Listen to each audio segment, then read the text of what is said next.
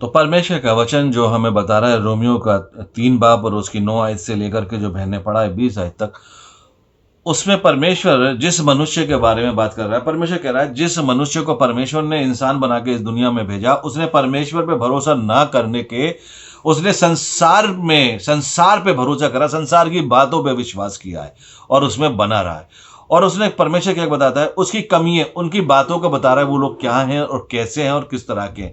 क्योंकि वो परमेश्वर की बातों को नहीं मानते, परमेश्वर की बातों पे नहीं चलते, वो संसार की तमाम उन बातों पे चलते, उन बातों को मानते जो बेकार है, बेबुनियाद है, खुली हुई कब्र के समान है। क्योंकि उनके पाप ऐसे बढ़ चुके हैं, वो ऐसे पापी बन चुके हैं इस संसार के अंदर रह करके, वो परमेश्वर से दूर रहते हैं और अपने आप को इतना गुनहगार, उतने पाप में डाल देते हैं, इतना पाप में फंसा लेते हैं और पाप ही को जान करके वो आनंदित और खुश रहते हैं। क्योंकि वो ये चाहते हैं कि हम जो कर रहे हैं वो बिल्कुल ठीक है। वो अपने आप को गलत नहीं कहते और सारे कामों को सही मानते हुए करते हैं। जैसे परमेश्वर का वचन कहता है, यहां पर मैं बताता हूं आपको। तो फिर क्या हुआ, क्या हम उससे अच्छे हैं? क्या हम उनसे अच्छे हैं? कभी नहीं, क्योंकि हम यहूदियों और यूनानी दोनों पर दोष लगा चुके हैं कि वे सब के सब पाप के वश में। हम उन दोनों पर तो दोष लगा चुके हैं कि वो पाप के वश में है।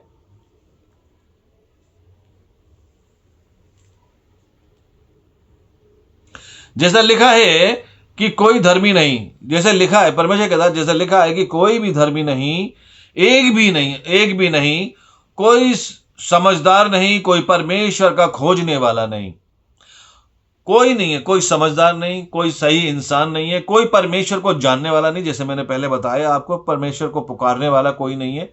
सबके सब बेबुनियाद पाप में पड़े हुए हैं, कोई परमेश्वर को खोजने वाला नहीं, सब भटके हुए हैं, सबके सब निकम्मे और भलाई करने वाला कोई उनमें नहीं। एक मनुष्य भी ऐसा नहीं जो किसी की भलाई कर सकता हो, जिसे अपना कहता हो। उनका मुंह, उनका गला एक खुली हुई कब्र के समान है। क्योंकि वो ऐसा बोलते हैं, इतना ऐसा बोलते हैं, उनके मुंह से जब भी निकलता है बुरा ही निकलता है, गाली गलौज, बुरी बातें और किसी को शाप देना, गलत काम करना, सिर्फ उनका यही काम है। उन्होंने अपनी जीभ से कभी अच्छा नहीं बोला, अच्छा नहीं कहा किसी को भी। उनके होठों से कभी अच्छी बातें नहीं निकली हैं। हमेशा किसी को बुरा भला करना, शाप देने के काम उनके मुंह से निकले हैं और उनके होठों ने जब भी बोला बुरा ही बोला है। और उनके जो पांव हैं, कहता है उनके जो पैर हैं वो लहू बहाते हुए फुर्तीले हैं। वो क्या करते हैं? लहू बहाने का काम करते हैं, खून बहाने का काम करते हैं।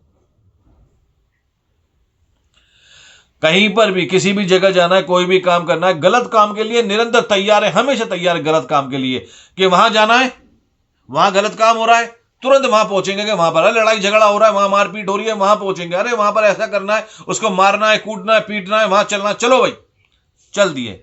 खून बहाने के लिए हमेशा तत्पर रहते हैं, तैयार एकदम। कह दो परमेश्वर के घर जाना है, नहीं साहब वहां पर नहीं जाएंगे हम। परमेश्वर का नाम लिया जा रहा है, नहीं जाएंगे। वहां पर लड़ाई झगड़ा हो रहा है, वहां पर मारपीट पिटाई हो रही है, वहां पे खून खान हो रहा है, वहां पे चलो यार, चलने यार, चलो मेरी लड़ाई हो गई, झगड़ा हो रहा है, वहां चलने, चलो चलने, मारने पीटने के लिए, खून बहाने के लिए तैयार है। हालेलुया। तो क्या करते हैं? अपने हाथ पैरों को तैयार रखते हैं खून बहाने के लिए।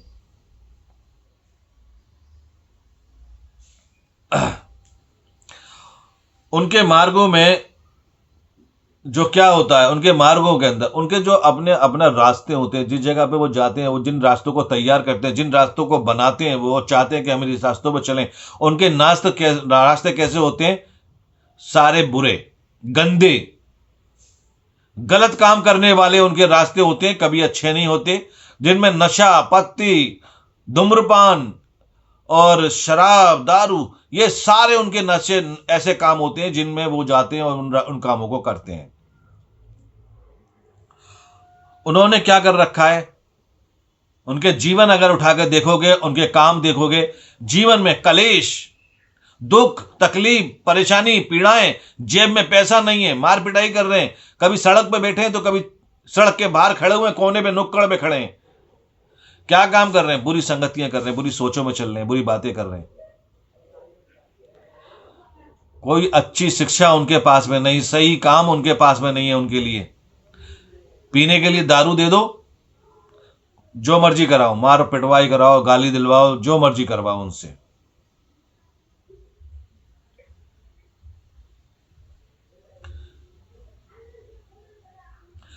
और ऐसे लोगों के मन में किसी के प्रति कोई डर नहीं, कोई भय नहीं, परमेश्वर का भी नहीं।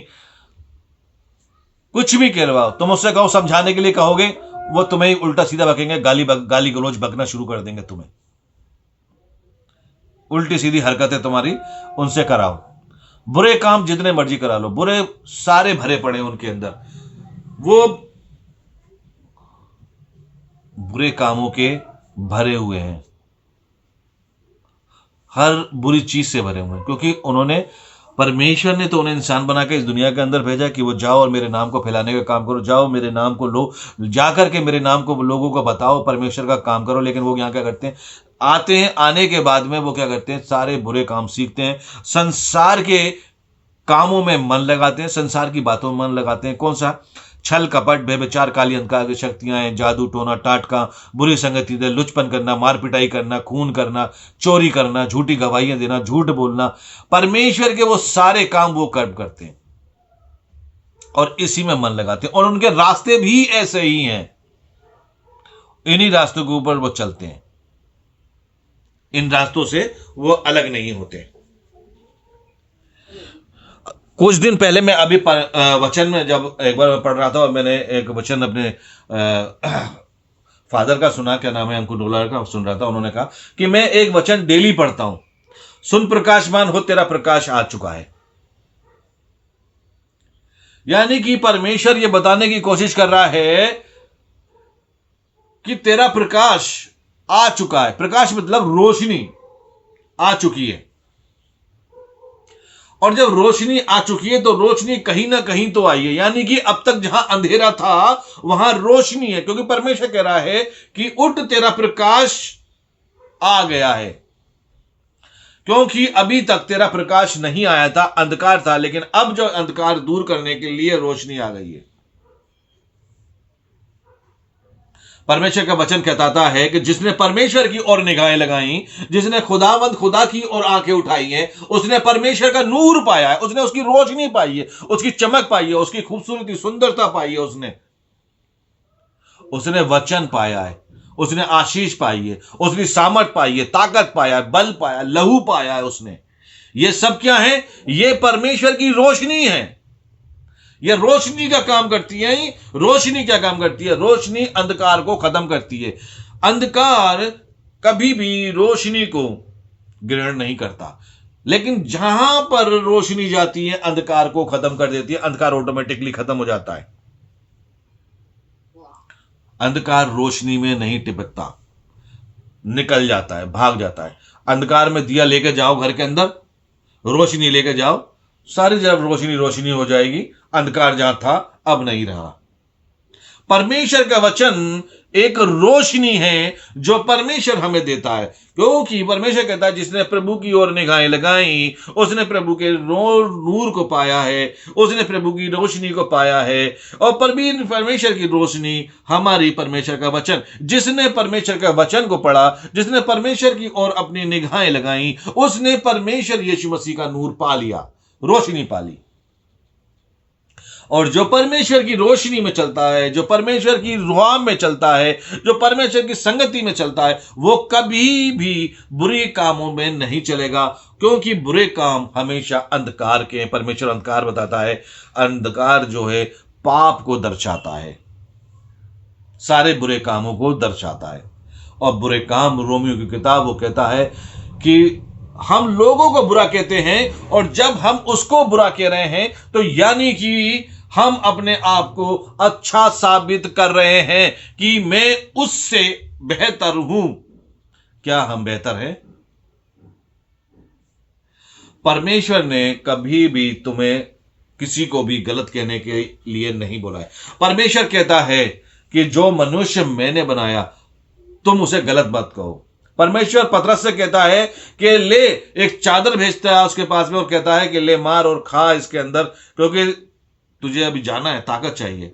तो कहता है नहीं प्रभु, मेरे मुंह में तो कोई गलत वस्तु पहुंची नहीं है, मैंने कभी ऐसी वैसी चीजें खाई नहीं है। परमेश्वर कहता है जिन चीजों को परमेश्वर ने शुद्ध ठहराया है तू उसे अशुद्ध क्यों कह रहा है? तुझे अशुद्ध बोलने की आवश्यकता नहीं है, क्योंकि परमेश्वर ने उसको शुद्ध ठहरा रखा है। और जब परमेश्वर तुझसे कह रहा है कि तू इस काम को कर, तो तू क्यों नहीं करता? वो मना कर देता। 3 बार ऐसे ही होता है, फिर वो ऊपर उठा लिया जाता है। जब परमेश्वर ने एक मनुष्य को बनाया है और दूसरा मनुष्य भी ऐसा ही है, चाहे वो गलत सही, उसके काम गलत हो, लेकिन है वो मनुष्य इंसानी ही है। वो परमेश्वर के द्वारा परमेश्वर की बनाया गया है। जैसे तुम बनाए गए वैसे वो भी बनाया गया। तुम अच्छे हो, तुम्हारे में अच्छी चीजें हैं, उसमें नहीं है, लेकिन है इंसान ही। वो आज नहीं बदला तो कल बदल जाएगा। और हो सकता है कि जितना विश्वास तुम करते हो तुमसे ज्यादा विश्वासी वो हो। इसलिए परमेश्वर कहता है कि तुम्हें किसी को भी बुरा कहने का हक नहीं है। तुम अगर किसी को अच्छा नहीं कह सकते तो तुम्हें बुरा भी नहीं कहना है। उसको अपनी जुबान से गलत नहीं निकालना है, क्योंकि तुम अगर उसको बुरा कहते हो तो इससे पता चलता है कि तुम अपने आप को अच्छा साबित करते हो कि मैं उससे बेहतर हूं। जैसे परमेश्वर के घर में जाकर के एक मनुष्य बैठ करके प्रार्थना कर रहा था और एक और कर रहा था। एक तरफ धनवान आता है और वो कहता है परमेश्वर से कि परमेश्वर प्रभु, मैं इस जैसा नहीं, मैं इसकी तरह पापी नहीं हूं। मैं तो हमेशा रोजे रखता हूं, फास्ट रखता हूं, तेरे घर में आता हूं, लोगों को दान देता हूं, दक्षिणा देता हूं, मैं दुनिया के सारे काम करता हूं, अच्छे काम करता हूं, भूखे को रोटियां खिला देता हूं और मैं उसके लिए काम करता हूं, लेकिन मैं इस जैसा नहीं हूं, इस जैसा पापी इंसान नहीं हूं। ये तो कुछ भी नहीं करता और सारे गलत काम करता है। यानी कि वो ये बताने की कोशिश कर रहा है, परमेश्वर को जताने की कोशिश कर रहा है कि ये मनुष्य जो मेरे साथ बैठा हुआ प्रार्थना कर रहा है, ये बहुत बुरा इंसान है प्रभु, मैं अच्छा हूं क्योंकि मैंने सारे अच्छे काम किए हैं। और जब वो मनुष्य उसके बाद में बैठ करके प्रार्थना कर रहा होता है परमेश्वर के पास, और वो परमेश्वर से कहता है कि प्रभु मैं तो बहुत गुनहगार और पापी हूं, मैंने अपनी जिंदगी में सारे पापी पाप किए हैं, मैंने कोई अच्छा काम नहीं किया, मैं बहुत गुनहगार हूं, मैंने गलतियां करी हैं और मैं अपनी गलतियों अपने गुनाहों को मानता हूं परमेश्वर, और मैं तेरे पास में आ गया हूं, तू मुझे क्षमा कर दे, मैं बेहद गुनहगार और पापी हूं, मैंने गलतियां करी हैं, मुझसे गलतियां हुई हैं, मैं तेरे आ गया हूं, मैंने अपने आप को तेरे आगे रख दिया है, तू मुझे बख्श दे, मुझे माफ कर दे, मेरी जिंदगी को फिर से नया कर दे। वो कभी नहीं कह रहा था कि मैं जैसा बन जाऊं, वो ये नहीं कह रहा था मैं इसकी तरह बनना चाहता हूं। ये जिस प्रार्थना कर रहा है परमेश्वर मुझे ऐसा अमीर इंसान बना दे, मुझे एक ऐसा अच्छा इंसान बना दे। उसने कहा कि मैं बहुत बुरा हूं, मैं बहुत खराब हूं, मुझे परमेश्वर सिर्फ अपनी निगाहों में मुझे माफ कर दे, मेरी गलतियों को माफ कर दे, कि मैं अपने सारे पापों को छोड़ करके अब फिर से मुझ में शुद्ध मन उत्पन्न कर दे, अपनी रोशनी मुझे दे कि मैं इन पापों को छोड़कर अब नया हो जाऊं और आगे से मैं ना करूं।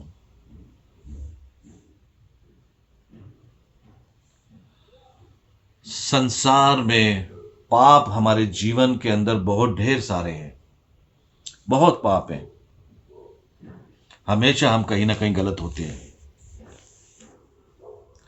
संसार में परमेश्वर ने मनुष्य को बनाया है, हमें समझने की जरूरत है, हमें देखने की जरूरत है, हमें ये जानने की जरूरत है कि परमेश्वर हमसे क्या चाहता है, परमेश्वर की योजना हमारे लिए क्या है। मुझे गलत नहीं चलना है, मुझे अपने आप को सही रखना है।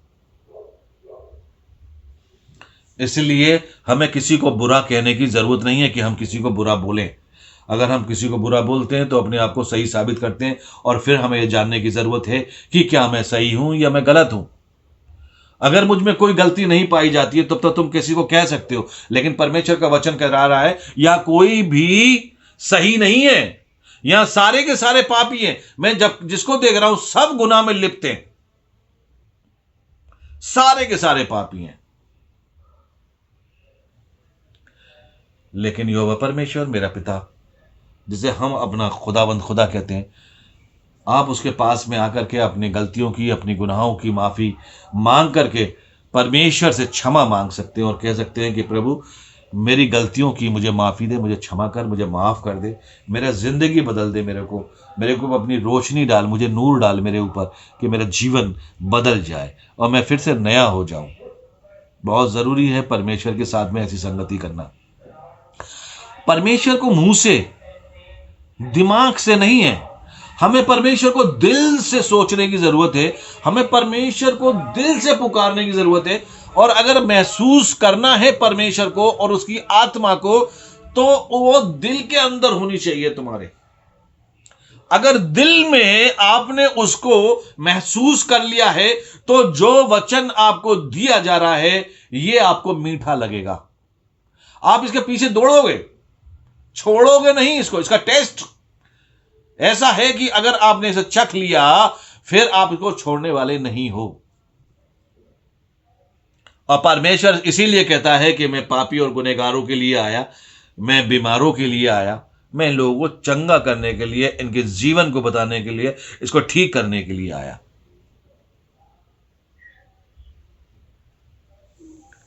हमारे पाप कहां धुलते हैं? कौन ऐसा है, कौन ऐसी चीज है, किसके द्वारा परमेश्वर ने ठहराया कि तुम्हारा उद्धार है, तुम्हारा जीवन है, तुम्हारा छुटकारा है? कौन है जिसके द्वारा परमेश्वर ने बताया है? यीशु मसीह एक हमारा उद्धार करता परमेश्वर है, जो आत्माओं को बदलने वाला है, जो अंदर से बदलता है, जो हमारे ऊपर से चेहरे को नहीं बदलता, लेकिन वो शरीर के अंदर से, मनुष्य के अंदर से बदल देता है। वो आत्मा को बदलता है, शरीर को नहीं। परमेश्वर आत्मा को बदलने वाला परमेश्वर है। हमें आत्मा को बदलने की जरूरत है, क्योंकि पाप जो कराता है, जो बुरे काम कराने वाली है, वो आत्मा जब हम पे आएगी और वो कहेगी, अच्छे बुरे का ज्ञान के बारे में बताएगी, हम बदल जाएंगे, नए हो जाएंगे।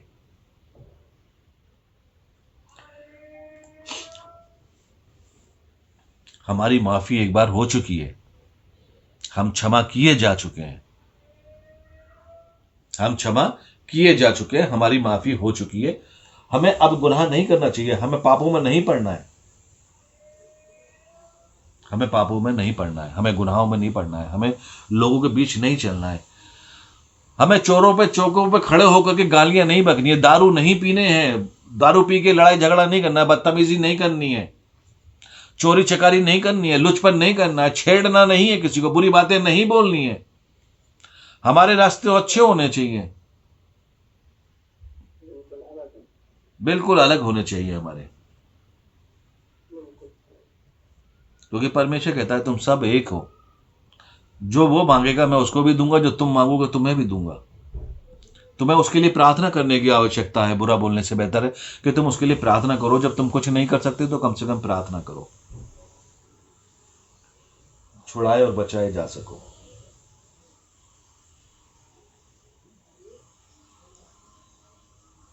अपने मुंह को अच्छा रखो, अपनी जुबानों को अच्छा रखो, पाप करने से बचो। होठों को चाहो, सोचो कि वो झूठ ना बोले, गालियां ना दें। जब तुम ऐसे काम करोगे तो परमेश्वर की निगाह में अच्छे चेहरोगे।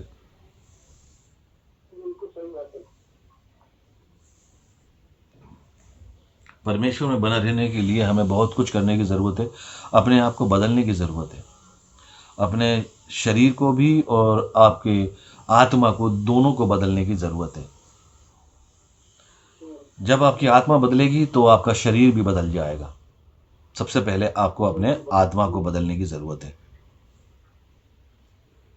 सो थैंक यू, परमेश्वर का धन्यवाद हो आज के वचन के लिए। आपको ब्लेस करें इस वचन के द्वारा, और कोशिश करो कि आप किसी को भी बुरा भला ना कहो, क्योंकि सब के सब पापी हैं। परमेश्वर कहता है कोई बचे हुए, कोई छुटा हुआ नहीं है।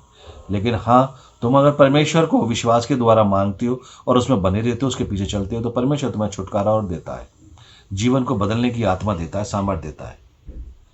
परमेश्वर का छुटकारा कहाँ पर हुआ है? वचन के द्वारा। ये जीता वचन जो परमेश्वर हमें देता है, इसी के द्वारा छुटकारा है हमारा। हमारा जीवन, मनुष्य अंदर से जो बदलता है वही छुटकारा है, वही परमेश्वर है हमारा। परमेश्वर का वचन हमें अंदर से बदल देता है। आप किसी के पास जाओ, कहीं भी जाओ, हमें अंदर से छुटकारा चाहिए होता है, बाहर से नहीं।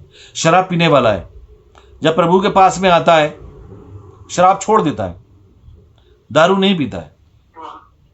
बुरा बोलने वाला परमेश्वर के पास में आता है, वो बुरी हरकतें छोड़ देता है, बुरी बातें छोड़ देता है। कहां से? काम तो सारे बाहर से कर रहा था वो, लेकिन जब अंदर जा रहा है, जो उसके अंदर जा रहा है, वो अंदर वाला बाहर वाले को कैसे ठीक कर रहा है? वचन तो अंदर जा रहा है ना भाई, कानों से सुना और कानों से सुनने के बाद वो अंदर चला गया है, वो दिखता नहीं किसी को भी, लेकिन बाहर के काम को कैसे सही कर रहा है वो? हाथों के काम को कैसे? शराब उठाई जाती है, हाथों से पैक बनाए जाते हैं, हाथों से दारू आती है बोतल के अंदर, उसे पानी मिलाया सारा काम करके होठों से लगा के पीना पड़ता है। अब ऐसा क्या हो रहा है कि अब ना बोतल आ रही है और ना पानी मिलाया जा रहा है और ना दारू मिलाई जा रही है, मन ही नहीं कर रहा पीने का, होठों तक नहीं जा रही है। क्या बात है भाई? अपने जीवन को परमेश्वर को दे दिया तो प्रभु वही बदल, परमेश्वर ने बदल दिया हमारे मन को, हमारी आत्मा को। आत्मा को बदल रहा है परमेश्वर का, कानों में गया हुआ वचन आपकी आत्मा को बदल रहा है, अंदर से बदल रहा है, और जो अंदर बदल रहा है और वो बाहर को भी बदल रहा है। वो अंदर जो है, जिसने अंदर अपना काम किया, उसने आपके बाहर के कामों को बदल दिया।